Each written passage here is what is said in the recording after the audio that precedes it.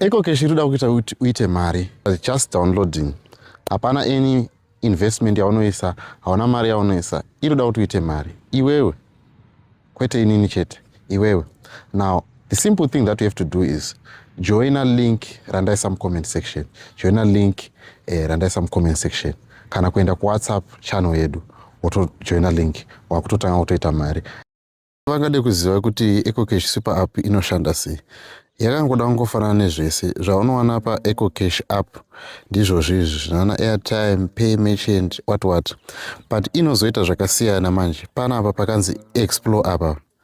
Uri kuona unokwanisa kutengesa kuposta zvinhu zvako. Uri kuona munhu anotengesa mabhegi abva atoisa nenhamba dzake. Apa patori nechi nemunhu aposta.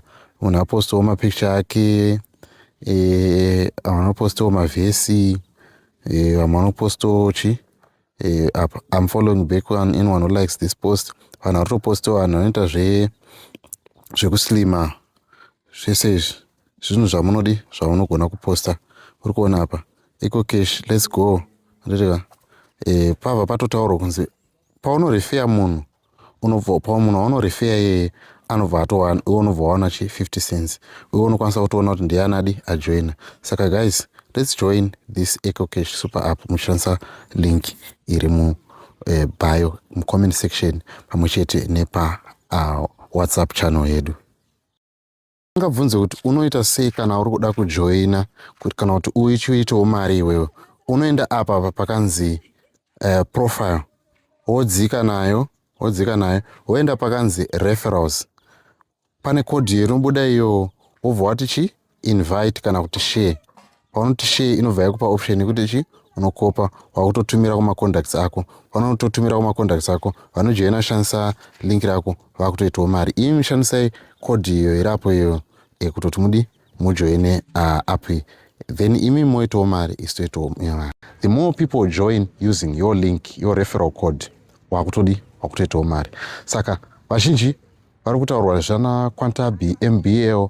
Guys, inini I know that these are Ponzi schemes, and at the end of the day they will end up crumbling because hakuna paunowana mari iri 100% at the end of the month. Hakuna investment yakadaro pasi pano. Izvo zvinotokukudza kuti uri kutamba nevanhu vari kuita Ponzi scheme. The only way you can make money here is either uchiita content creation like what I'm doing. Unowana mari through Facebook, unowana mari through TikTok, unowana mari through YouTube, kana kuwana mari through Twitter. But one of the most paying app yatoziva isu YouTube. And right, kana uri muno muZimbabwe kuti ukwanise kuita mari neFacebook, sedha unofana kutorira vanhu votomboitawo zvinhu zvokuti vanhu vanenge vakukuziva, makambani zotanga kuapproacha votanga kuti advertiser zvinhu zvavo. Nditika ndo maitiro aunoita mari. Pasina izvozvo Facebook uri kungoitawo kuti vanhu vangofara vachididididi. But there's a way of you making money right now neEcoCash. Joina EcoCash super app right now. Ukajoina EcoCash unokwanisa kuchirefeya pamwe vanhu. Kana weida kuti tiitewo mari tese, joina through my referral link yandaisa comment section. Ukajoina iwewe wakuchikwanisa kujoinisawo vamwe vachishandisa referral link rako. Andona saka tese tinobva taita mari. Iwe ukajoina through referral link rangu, wojoinisawo vako through referral link rako, tatoita mari. Andiri kuzviona. Saka ndo zvatoda kuti tiite. Vese vari panapa, joinai through referral link rangu. Imimo mozojoinisawo vamwe vari WhatsApp group menyu, muchivatsanangurira kuti zvinofamba sei. Zvakaita EcoCash super app yakada kungofanana neFacebook kana kuti zvakaita sasai. Unoposta zvinhu zvaunoda, unoposta kana anga zvauri kuita, whether it is farming, zvauri kutengesa pabusiness, ma-inspirational quotes, ma-stories, ma-pictures, everything. Urikuona munhu anotengesa mabhegi abva atoisa nenhamba dzake. Apa patori nechi nemunhu aposta. Munhu apostawo mapicture ake, vanopostawo mavhesi, vanopostawo chi. I'm following back on anyone who likes this post. Vanhu varitopostawo vanhu vanoita zvekuslima.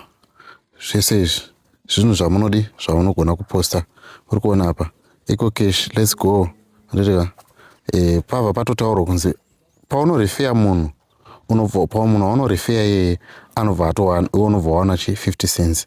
Wewe unokwanisa kutoona kuti ndianadi ajoina. Saka guys, let's join this EcoCash super app muchishandisa link iri mu bio, mu comment section pamwechete nepa WhatsApp channel yedu.